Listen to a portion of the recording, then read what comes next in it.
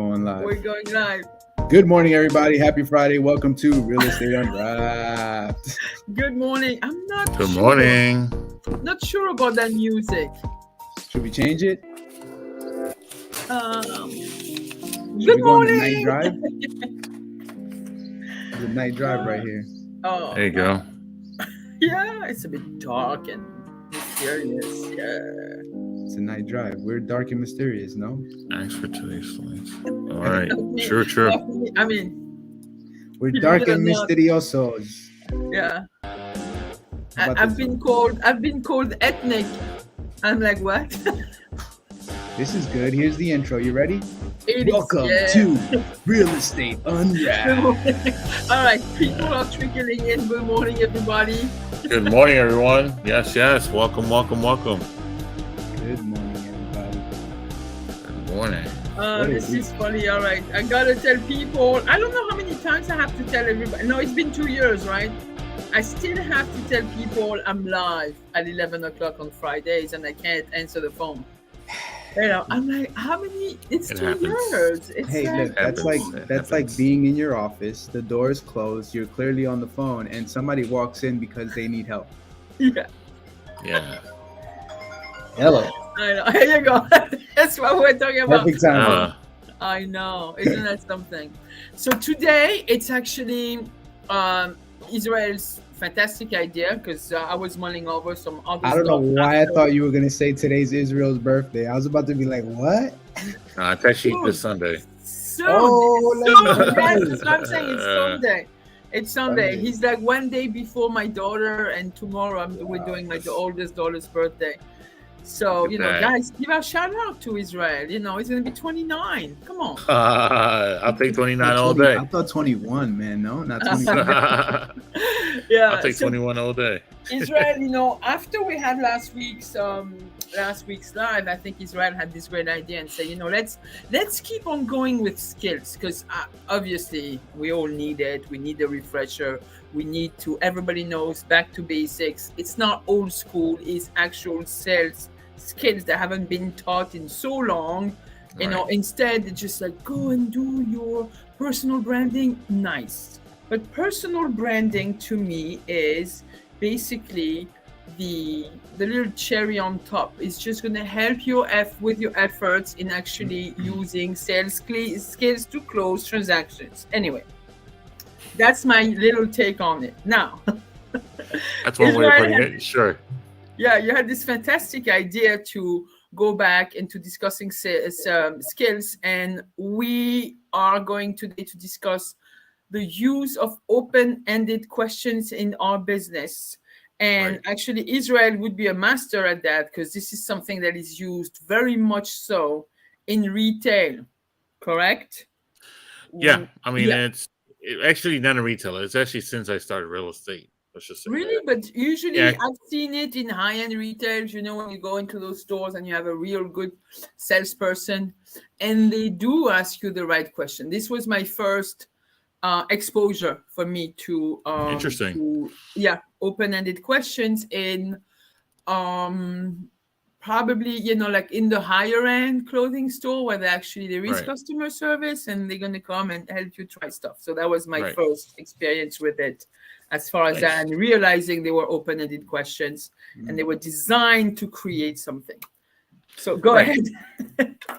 Well, I mean, look, you said it best in the sense that open-ended questions is really based on building a rapport with the person that you actually are in front of. You're in front of a stranger. You don't know how to ask questions, so you build an open-ended question into your conversation so that you're able to know a little bit more about them. You know, we tend to always, as sales folks, we tend to always ask close-ended questions that are the yes or no questions Mhm. that don't actually provide any information for you as a person to try to help them out. Mhm. And all it is just not knowing, not building any kind of rapport, not knowing anything about them.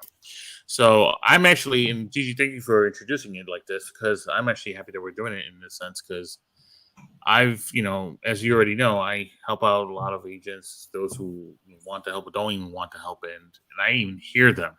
using a lot of closed-ended questions. And one of my favorites is, are you interested in whatever they're willing to give you? Yeah. Like, are you interested in me giving you a flyer? Are you interested in this little Yeah. market statistics? And always the question and the answer to that is no. No.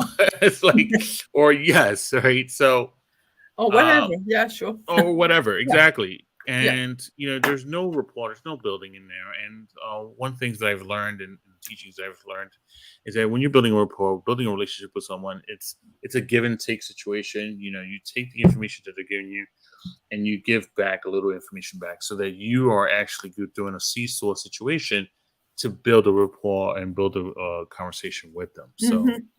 Again, I'm happy that we're doing open-ended because I feel that with an open-ended, you ask one question, you be quiet and listen to what they have to say will really work for them, 1,000%. Right. So let me show this. So we were going over. So what are we were talking about? Let's give like a definition, because it's always blurry in the minds of agents and newer, or maybe not even that new agents, because everybody is going like, let's learn your scripts, and then they don't really understand the why of the scripting. They don't understand the content, the method, the thought behind it. So it's like all those scripts that you guys are using and we're asking you to actually learn have plenty of open-ended questions. They're rapport building questions. They're like there is different type of questions.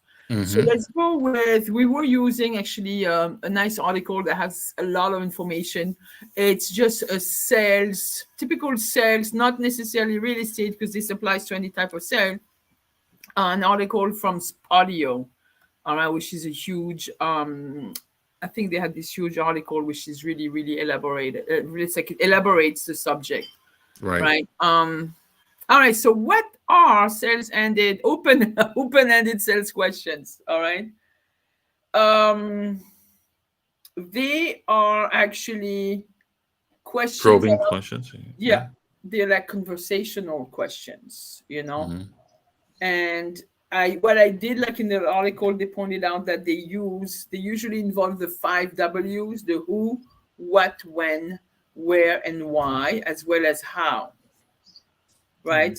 I think we've also used the in this case as well. I think open-ended questions, I guess the Ford questions also falls into that category, because again, you're trying to uncover what your client is potentially interested in. You're trying to get value out of the client, because usually, and we had this conversation the other day, usually when someone puts you on the spot and asks you a question, you almost feel like you have to answer that question, right? I feel like that's something that people naturally feel when they're getting asked questions. So the Ford questions are pretty good to ask as well.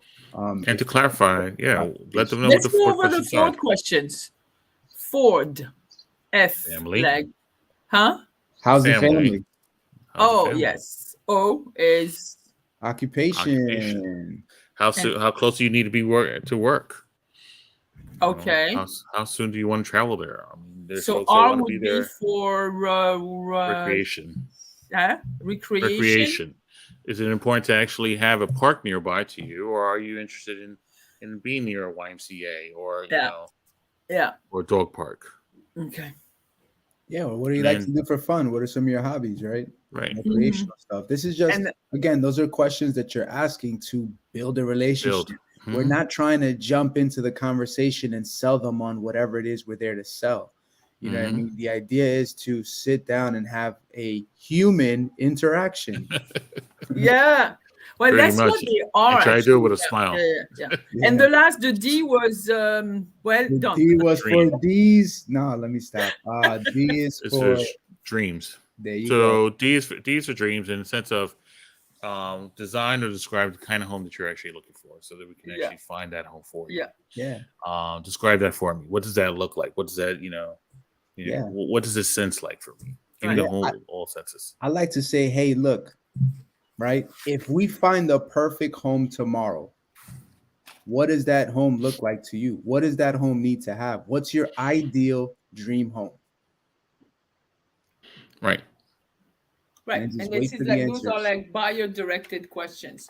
Yeah. Okay. Yeah. All right. And in the Well, that's second, what Ford is really meant for. yeah, Ford's yeah, yeah, really yeah. meant Which to is understand the buyer's needs I and mean, I think you wants. could use it for both. You know what I mean? Like you could still have that same conversation with the seller if that was the case. You know what I mean? Like you can literally go through that the Ford questions. I don't feel that it's necessarily directed to one specific group. I think that if you really break down those words and you look at them, right? Family, yeah. occupation, recreation, and dream, drive, right? It's like you can use that in anything, Yeah, in pre-qualifying your seller, you definitely know. like a You, nice you could open, you could you could open up use with it those nice questions. Yeah. you could use it to pre-qualify the person you're trying to date.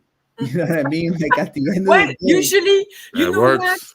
I'm That going to does do a work. little parenthesis. Yes, I find in France we never operate like this, but I found it to be a job. The action of dating in America is pretty much a job interview. wow. I It's can't believe you said that. Like, how long did it take to realize that? I know it didn't take me long, but I was like baffled. I'm like, okay, Listen, okay. everything in life, and I put that comment out earlier today. Anything in life worth having is worth working for. So Yeah. at the No, end but of the hold day, on. I don't. I mean, I've seen stuff that are absurd. Like you're gonna go on a casual date, and the first question is, "Where do you see yourself in 5 years as far as relationship?" I think that's a terrible question to ask, especially if you're in I'm older like, the older group. I was just thinking that maybe I Oh could my get lucky God. today, but like that's like, I would, it's, yo, we're really going off topic, but no, but Hmm. if I let's was to go get with asked questions like that, I would definitely take that person on the only spin. They'll be sitting there like, what kind of, yeah, that's where I but see this. I think in social settings, having a little bit of skills as far as Mhm. open-ended question. I think when you're roaming, at networking events, this would be like a fantastic way to practice your Absolutely. yes, your forward, your open-ended things and stuff like Yeah. that. And the prequel script, like throw it in, just try it. Why not? Yeah. Why not? In Could any be fun. sense. In any sense. Definitely. But to tie it all back together, though, remember the whole point of these open-ended questions are for you to have conversations with people, engaging Right. conversations, Right. right? We're not just trying to jump into something and hey, look, I got this property for sale. No, it's hey, look, like let's have a conversation. What if at the end of our conversation, and that's what I like about Mike Ferry's script. He says there's three outcomes that could potentially happen. Either A, Mhm. all right, we decide that we do want to work together. You like what I'm bringing to the table, and you decide, hey, let's work together. B, you decide that you don't want to work with me for whatever Right. reason. And then C, I I agree. decide that I don't want to work with you for whatever reason. So Yeah. there's three potential outcomes that can happen. See what I'm saying? Like that's what it is. It's like you're establishing these grounds and you're looking for ways to have a conversation with Right. these And individuals. Right. then yeah, so I'm pretty much a big and you guys know that since you've known me. I like the consultative approach to selling. I like to get to know the motives better of whether it's a buyer or a seller, even an agent. It's like let's have the conversation, let's go deep into who you are, what like even sometimes I'm not a touchy-feely person all this, but it's important. So let's see what your feelings about whatever we're discussing are, and where you're at in your head, and what benefits are you're looking for, or what are the benefits of our conversation, so on and so forth. So in that consultation way, and making it very very friendly, and understanding like what the person feel they heard, and Yeah. that to me that's super important, I right? agree. I Right. agree. I completely agree to that. Yeah. So I hope we have established what are open-ended questions. If you don't know what they are, text us, comment. I don't know. you know.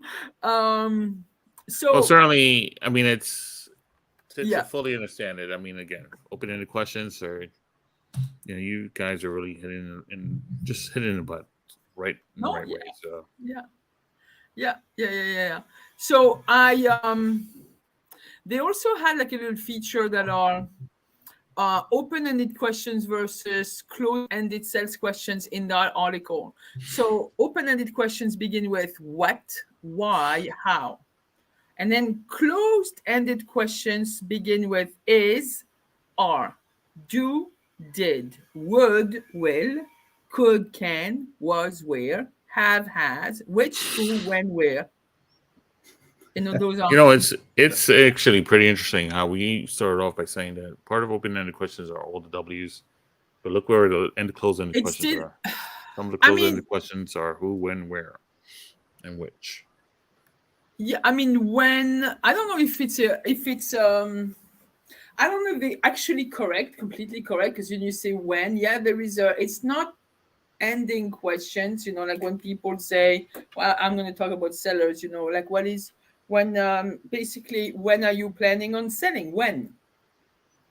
Some people are going to say, well, when we retire. So that's not, it seems that it's closed, but it's really not closed. It's up to you to open that. Right. Yeah.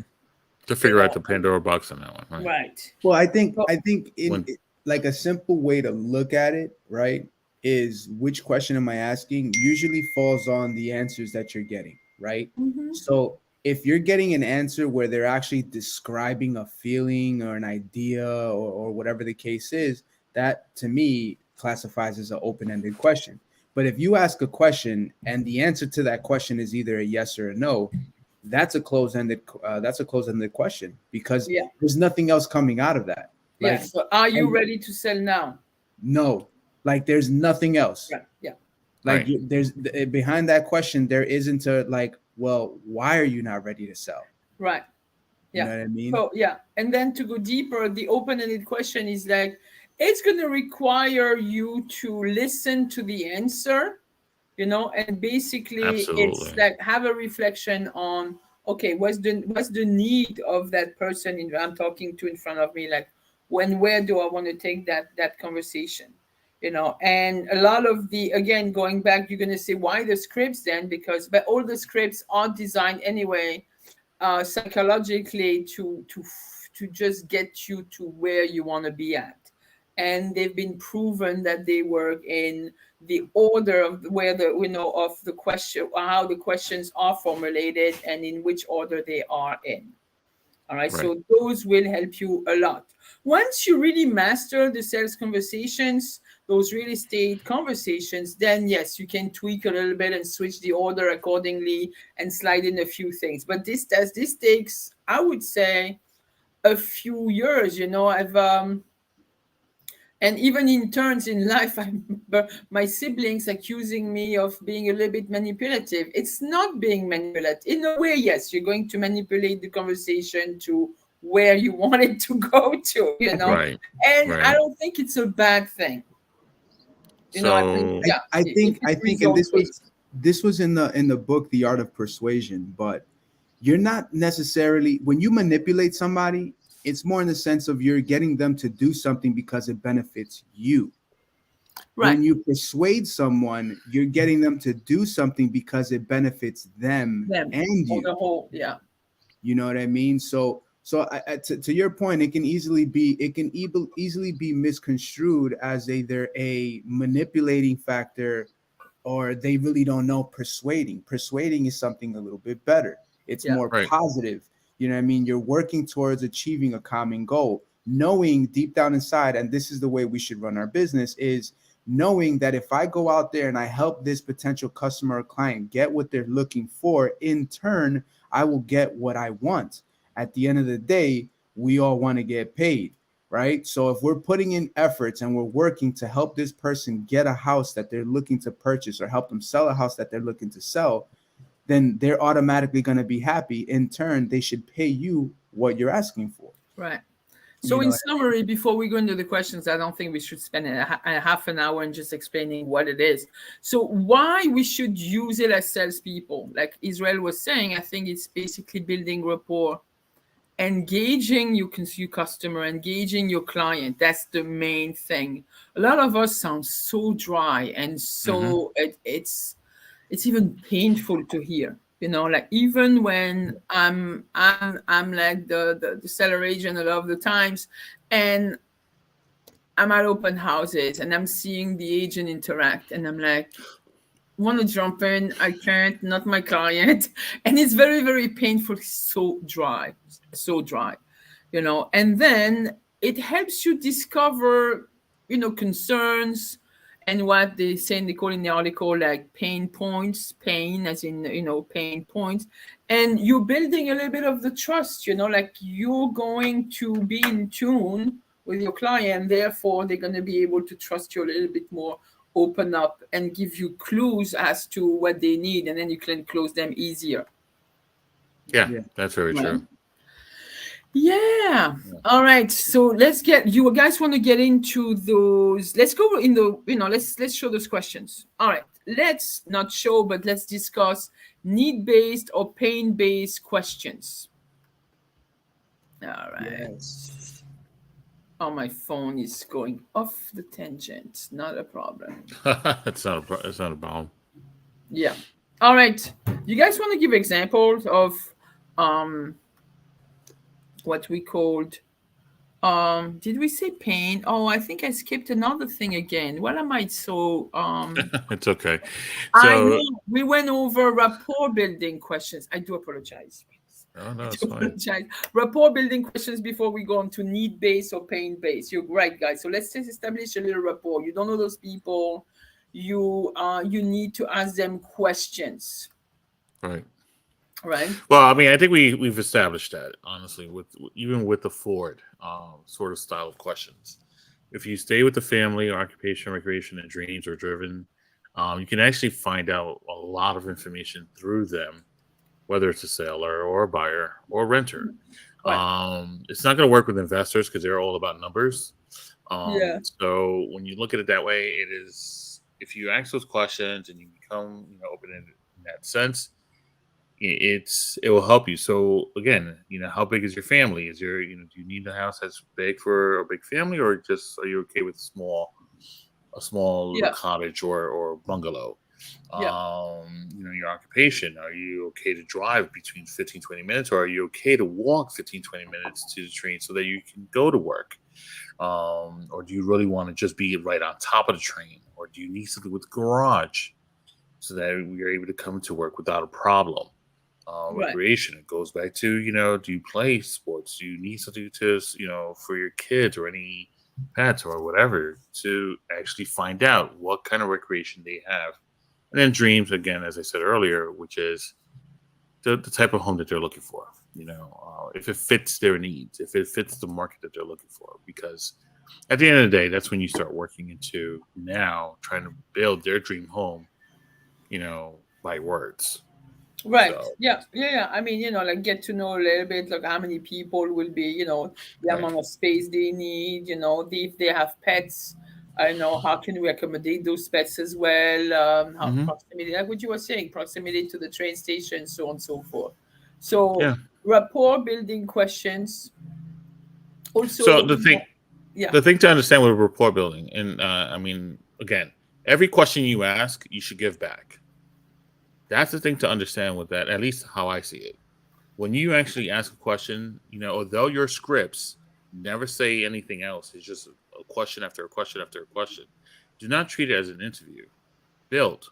You only build friends by asking questions, right? And then Mm, you're actually going from there. You're building a conversation through that.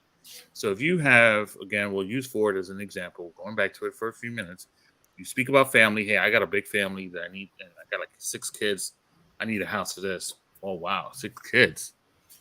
My family's pretty small, but I could understand what you mean by that. I got a couple of family members with pretty, with a lot of kids of their own. And then you flow with that. You flow into that conversation and then move on to your next open-ended questions, so that you're at least now building a sort of portfolio of that person. You're understanding exactly what they're you're looking for. collecting data. You're collecting Right. data on that person. That is super important because it's again the what you need to build that rapport because it's going to lead to what their needs are and how you can fulfill those needs. Right. Yeah. I think So it's what's very also good is in the process of you asking these questions, have a notebook handy. All right. Yeah. We think absolutely. that we can memorize the entire conversation, but it's not true. All right. I can't tell you how many times I've looked back to my notes and I'm like, oh yeah, it clicks in. And I'm like, I remember asking them about this. You know what I mean? And when you're taking notes, you're writing down, you're basically memorizing it a lot better than you Yeah. would if you just heard it And then no, because now you internalize that information. Now you're saying it in your head with your own voice as you're Right. writing it down. So there's a lot of stuff, there's a lot of magic that takes place when you do that. So I would recommend having a notebook handy and letting them know from the beginning, hey, look, I'm just going to take some Yeah. notes here on this appointment, and then go into it. I do like Israel's idea because I believe we're looking for common ground, right? Mm-hmm. We're looking for something that you and I both can connect on and say, oh, wow, I have the same experience, or I can now share this experience with you because I've been there. You know what I Right. mean?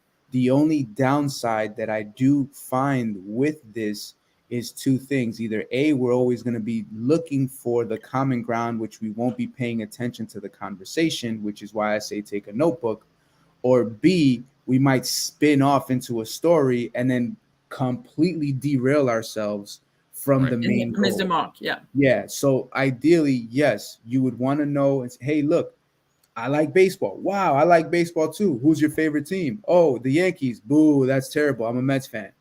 You know what I mean? Right. I thought this was going to work out, but I guess not. You know, these are all little jokes that sometimes people like to do. I like to do that, right? That's Yeah. my thing because I find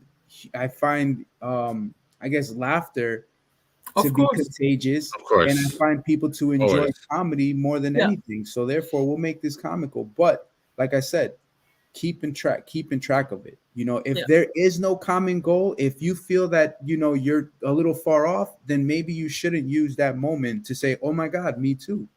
You know what I mean? Like, look for those, like, if you're gonna look for those moments, make sure that they occur and you're like, oh wow, you have oh wow, I have a sister. You know what I mean? Oh, you grew up in Jamaica? Get out of here. I grew up in Jamaica.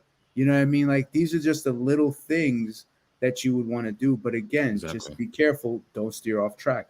Right. And what's amazing about what you're saying about the book as well, for those who are starting off, you Yeah. actually are now building your own sort of script.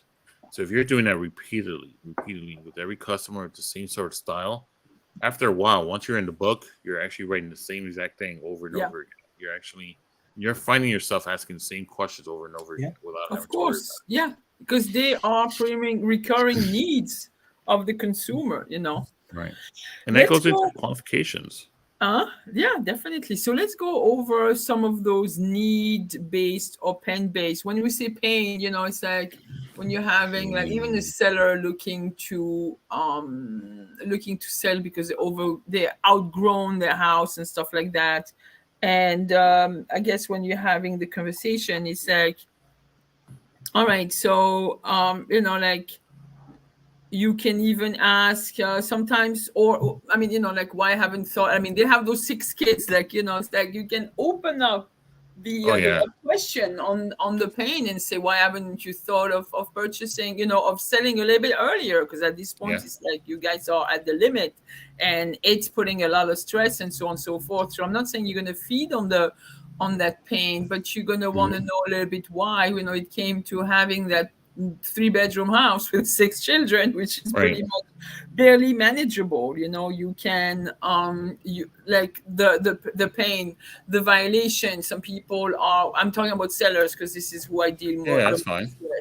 with. Like, or sometimes on educating them on what's going on with the house and stuff like that, and you seeing some permits that've never been closed, violations have been paid off, and the job was never, the inspector didn't come back, and so on and so forth, and it's dragging on forever, and it could be potentially a problem. Right. So you want to really know what's going on. Are they still in touch with the contractor, and so on and so forth, and you want to open up the conversation about that. You Yeah. want to open up about what improvements can be made to the house as you putting it up on the market. What Hmm. are they willing to do? What are they not willing to do? Like, those are need or pain based. Right. And you can bluntly ask them as you're going through the house. True. Yeah. Well, you want to go on the sellers, on the buyer's end, and see what you would want to ask. Yeah. All I right, mean, before we go there, I mean, a couple of things on the seller end, at least for me. As far as pain is when they're giving me the idea of not wanting to work with me, so on and so forth. The expires, for sale by owners, those that are just not interested in working with us. there is a lot of pain on It's those. Yeah, there's a lot of pains in those, right? So Couple of questions I ask in the sense of what is your plan B if you don't get to sell this home? Exactly. Right? Yeah. I'm like, what is your plan B? What happens if you don't get the right buyer? Where can I, how can I help you find that next buyer? What has to happen if it doesn't sell, or what has to happen before you interview the right Right, agent right, for the right, job of right, selling that right, home. right. So these are things that I ask in that sense, so just figuring out how much pain tolerance they have before I can move forward and say, let me show you my strategies of getting your home sold the fastest way. Right. I think it's very important, like especially on an expired. I mean, obviously there is a lot of pain there. It's at least 6 months of no action, no nothing. Whether they were stirred into believing that they could get a lot more than what the house is worth, or they Right. were working with an agent that was not skilled enough to tell them what they wanted was not really reality, whatever the reason is, and really like trying to understand, okay, what had happened. Again, the Mike Ferry script for the expired is actually fantastic for that. Mm-hmm. It's got a lot of the benefit stuff, the beneficial, and that's going over the pain a little bit and what they're looking for. So yeah, I think this is like on the need base, you get a little bit of the pain, and let's talk about what you need now. And I think that's important, Right. Yeah. right? I think a very powerful question to ask that a lot of us shy away from is just clearly and blatantly asking them why. Like, Mm. why do you want to sell? Why do you want to buy? You know what I mean? Because Yeah. I think that right there will Oh no, open the I door. think you have to ask. If there is no motivation in selling, I think we're all shooting ourselves in the foot. Oh yeah. I would. Listen, how I'd many of never us take a. I've how never. many of I'm. us know somebody, right? Like think about how many of us know somebody or have done it ourselves where we sit there and take on a listing that is potentially overpriced and they're just like, yeah, I want to sell it, but I'm not like in a rush. This also And I won't happens. take it. Yeah. I won't take it. I won't You take a see? tire kicker. I won't take somebody who's going to tell me I Yeah. just want to test the market. I'm not there for testing. I have, Exactly. I used to have a family to feed. Now, even though, hold on a second, even though that is the case, right? Because this has happened to me in the past where these people wanted a high number. They wanted to sell it at a high price where the comps weren't showing to be around that number. Okay. But she still wanted to price it there anyway. And then I told her, all right, well, instead of drafting a contract for 6 months, let's do it for a year. And she's like, no, no, no. I don't want to do it for a year because then what happens is you might think that I'm actually not interested in selling, but I am. And I was just like, okay, well, we're going to try it out at this number for now, but 30 days in, we're going to have to reduce the price because this Absolutely. number is a little bit high. My question is, did you have the price reduction form with you at the time? I did. Good. I did. So at least, because for me, same thing. Like I'm hearing a lot of blah, blah, blah. And if, like people can be stern, but if the motivation to sell is there, yes. Yeah, And there are things that you can do. And without being abrasive, they can still understand that you are a professional and that you correct. need to Absolutely. put some systems in place. Yeah. If they don't understand that, it's blame it on you. You haven't done the right job to show that the value that you're bringing to the client. Yeah, and we're all independent contractors, right? We technically draft our own contracts with buyers and sellers. So at the end of the day, I'm not gonna, keep going with the story, but at the end of the day, I told them, look, for whatever reason, if we don't happen to sell this property, and if I do find myself doing more work than I need to, then ultimately, if you decided not to extend this contract, you're just going to have to pay me for the services rendered during that time. So again, you can make up a number, Okay. $500, $1,000, whatever you want to, The whatever marketing works that you good for spend, you. that makes sense. And that's Yeah. fair. That's fair. So include it. It's like, all right, well, if this doesn't happen and you decide to choose someone else, you just have to pay out this fee. That's it. They were okay with it. Thankfully, we did find a buyer, made an offer very close to what they wanted. So we made it happen, and it happened in under 30 days. I was in shock myself. You know what I mean? But to tie it all together, same thing with the buyer, right? How many of us get a call and they're like, I want to see this property right now. And we never ask them what's their motivation, what's their time Yeah. frame, why do you want to buy? Right? Because quite frankly, if I get a response that tells me, oh, maybe in the next 6 to 12 months, it's like, so, and I'm straight up. It's like, all right, so you want to buy the next 6 to 12 months. Okay. Did you get pre-approved yet? No, not yet. Okay. You want to look at properties? Yes. okay, you want to buy 6 to 12 months from now, but you want to look at properties today. What makes you think that these properties will wait for you 6 to 12 months until you're ready to Yeah. buy? They're not. I Outside of would that, send them. I those- would send them on open houses by I would just ask themselves. them why. Yeah. yeah, but at the same time, it's good. Like I said, good question, right? You got to find out the reasons behind that. Why do you need to wait till 6 to 12 months from now, right? Mhm. But if we don't ask that question, what are we going to do? Okay, this person is a lead. They're looking to buy 6 to 12 months from now. Let me go show them properties. And then they get frustrated when they don't make offers within the first 10 properties that they get shown. You know what I mean? And I think also it might open up some other stuff, like sometimes buyers won't even tell you anything. I've seen cases where we've been able to, so they've had this timeline which is way far out. And the more you're going to dig, and again, need based, pain based, you're going to find out they have like a little bit of a credit issue. The money is there, Yeah, but of credit is not course. there. And therefore, they don't really know how to go about it. Right. And they think that, okay, time will solve it. Never. Yes, but sometimes you need to also okay, I can hear, I'm going to help you. Let's find you a credit repair specialist, shorten that time. That might take you a little bit of money, a little bit, and a little bit less times. You may have to do a couple of things, and that's about that. And a credit repair specialist is not as costly as you think. Yeah, And that would shorten the time. That would be an example. We've done that. Absolutely. And Yeah. I've always found myself always saying that, I work with the most highly motivated buyers and sellers that are ready to buy today and tomorrow. Yeah. So if 6 months is what you're waiting for, I have no problem, sending you some information.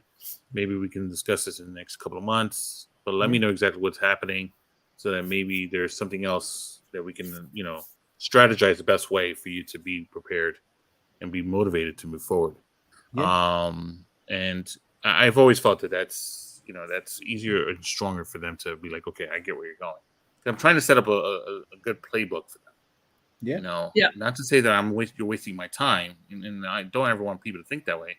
I just don't want you to think that, as Ed said, don't think that ABC 123 Lane is going to be there 6 months from now. It's not. Right. You saw it today; it's gone tomorrow. So that's the kind of idea. And one thing I just wanted to add real quick is the fact, before we move on to the next thing, I realized when working with agents is that asking why is such a taboo for them, newer or older people, because seasonal. Because sorry, I meant seasonal. I apologize. Seasonal people, right? Only because they don't like to be asked why, right? It's very hard for you to do something when you don't like it to be done to you. Right. So, if you're asking a person like, hey, how come you haven't sold this home, or why haven't you used a real estate agent? Sometimes, it can be becoming a little bit aggressive in how you use it, whether it's, soft approach, tonality, whatever. But I find a lot of agents that I've spoken to, they don't ever like to ask the question why, because they're afraid. Yeah, they're afraid. They're afraid of the answers too. Yes, which leads us to the objection-based questions. Right. Like you've had people that are, even though, and again, and I think a lot of you're gonna find that you're getting still a lot of objections within, in your the transaction process when after you're showing, you're asking for the offer. A lot of the times it's because you have not asked the right questions during the pre-qualifying, the first pre-qualifying consultation. And we can blame, I've done some mistakes. I still do. I still make some mistakes in my pre-qual because we do still have to pre-qual 100% of the time. And 100% qualifying 100% of the time. Does it happen all the time? No. I want to make it real, no. Sometimes you skip something. Oh shit, you're thinking back. But Right. But it is what it is. So what am I showing you here, guys? That's No, not we're what I going want. into the No, I don't even know what that is. It just went in there. So this is the 6 techniques of handling sales sales objections. This is what we're talking about, huh? No. Objection-based questions. Yeah. Yes, So yes. when somebody's telling you, well, like you're going to you're at the table, you did your presentation and stuff like that. The owner is she has you went through all the objection handling, you taking out your listing paperwork, and because it happened to me, and the guy goes, oh well, let me discuss this with my wife or my brother. And I'm like, oh, oops, that was not in the equation. So like the objection based question, like who else is involved in decision making, usually before you get to that point of Mhm. stalling and trying to fumble and say, here, let's just predate the thing, you sign and I have your brother sign later, like Yeah, that's that's it. okay to Right. do, but it's kind of messy. It has worked, and then sometimes it doesn't work. More often than not, it doesn't work, and you have to Yeah. talk to the brother and redo the same thing. So like save yourself some time. Like those objection questions have to be done. That's to be asked at the beginning. Who Always, else yeah. is involved in decision making? Always in the Okay, beginning. Yeah. what what will prevent you from making an offer today?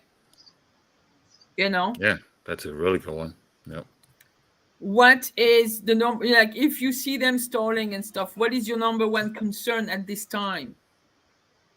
Okay, how can I help you in your decision making today? Yep. Open-ended question.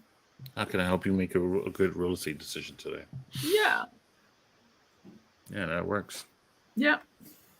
And then the clarifying questions, because sometimes people would give you information, and it could be cryptic. Sometimes it's cryptic for me on not on the words used, and again, because I'm a foreigner, English is your second language, and sometimes it's not about the word, it's how things are formulated, and everybody's brain, culturally we have a little bit of differences in the way we communicate.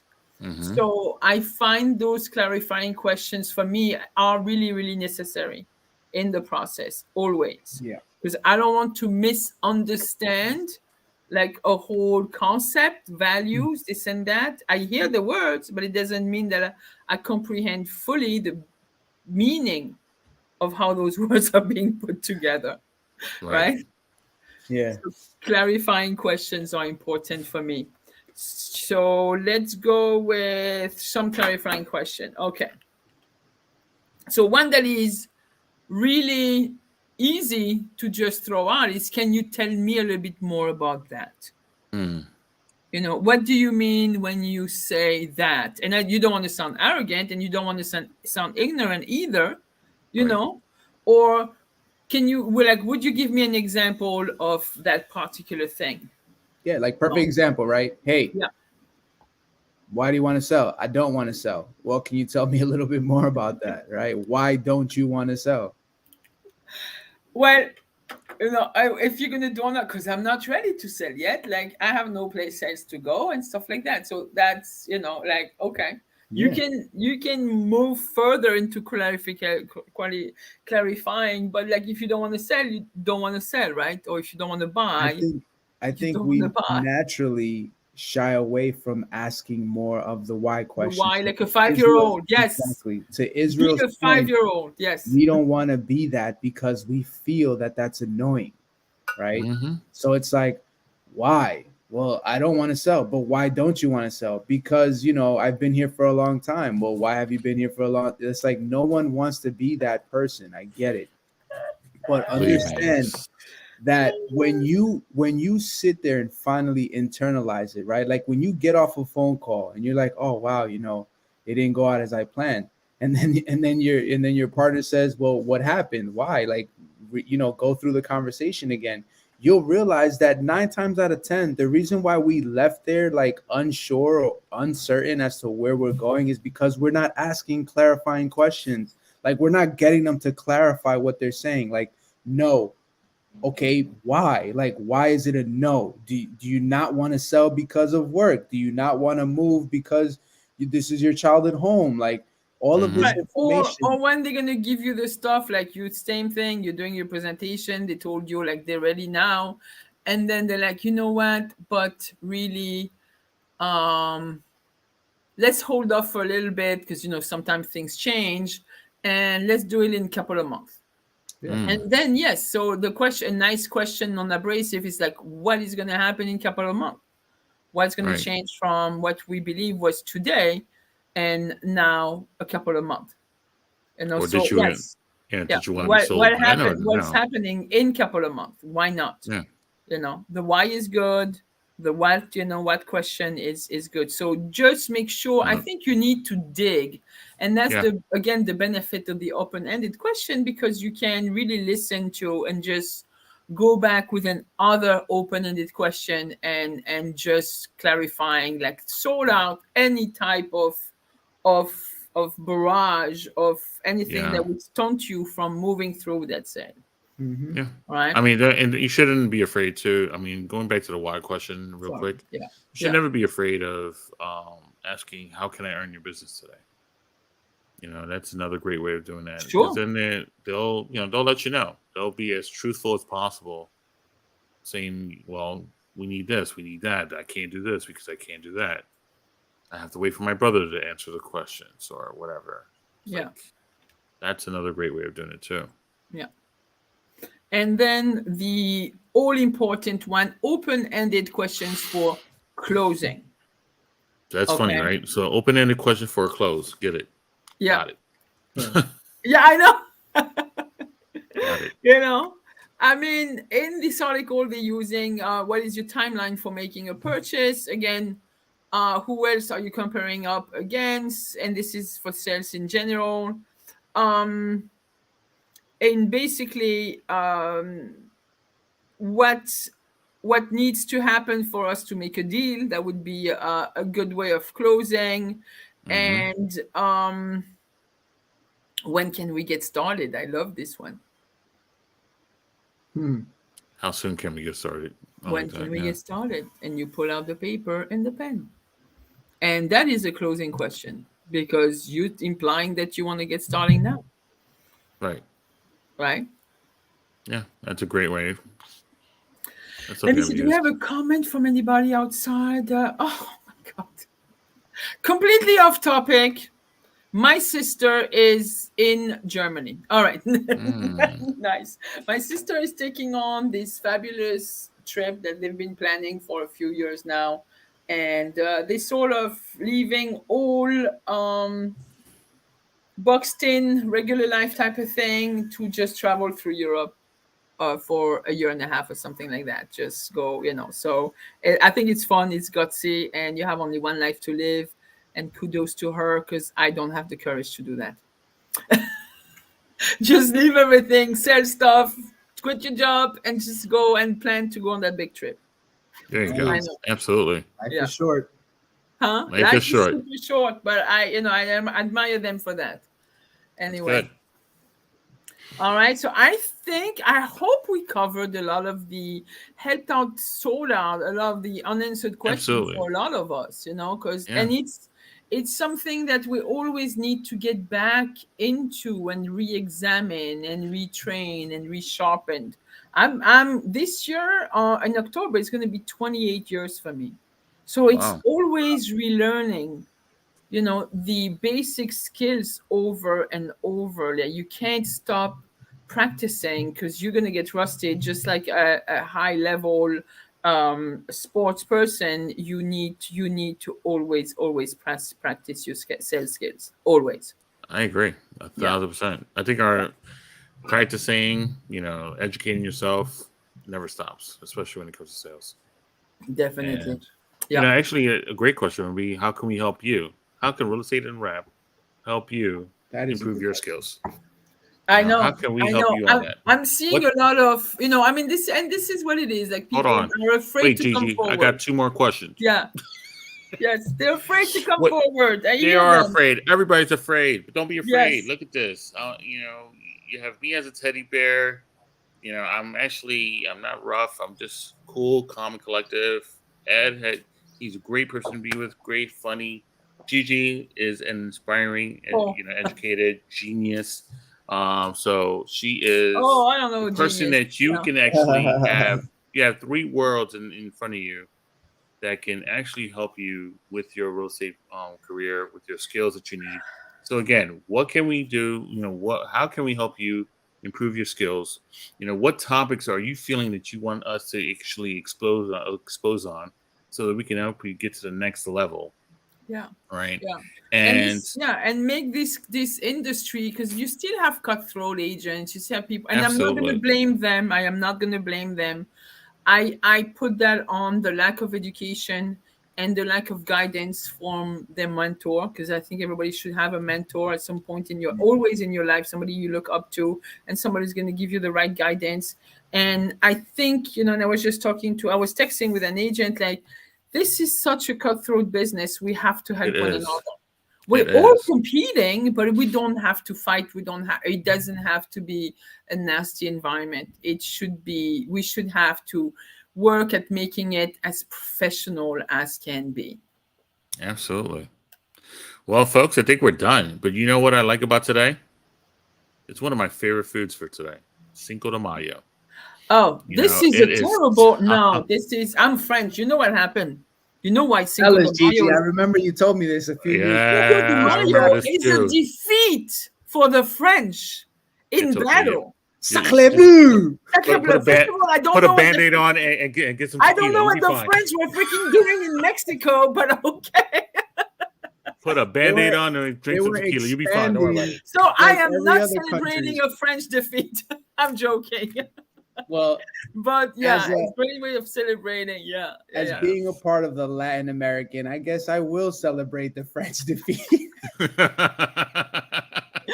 This is funny, but guys, enjoy responsibly. Easy on the tequila today. Yes. Yeah.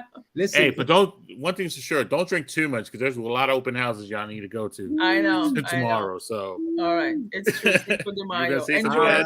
If you see me out there with a mustache and a hat, say hi to me in Spanish, all right? There you go. Hola. All right, guys.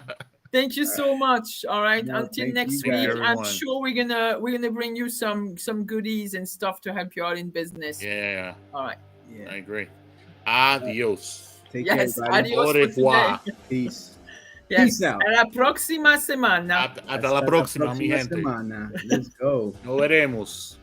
Bebe mucho. How would you say that in Spanish? I'll see you next week. I mean, how do you say that in French? I was gonna say, you don't know that? It's. I was trying to see who was awake. Okay. À bientôt, à la semaine prochaine. Say who? À bientôt. À la semaine prochaine. À la semaine prochaine. A la adición. That's all I remember now. That's horrible. All I need is a receipt. Just give me the receipt. Don't worry about it. Okay. All right. The tequila started. Okay. I won't say that. Right. Enjoy. It's a great day. It's a beautiful day for Cinco de Mayo. It's great. All right, guys. Where's my tequila? Hey, I got my Patron ready to go. Hey. Oh my God. All right, guys. All right, I gotta go get ready. All right, ciao. Que viva Mexico! A bebe todo mundo. All right. I gotta end this. All right. What they say? Hoy se bebe. Hoy se bebe. Let's go. Take care, everybody. Have a good weekend. Stay safe. Peace out.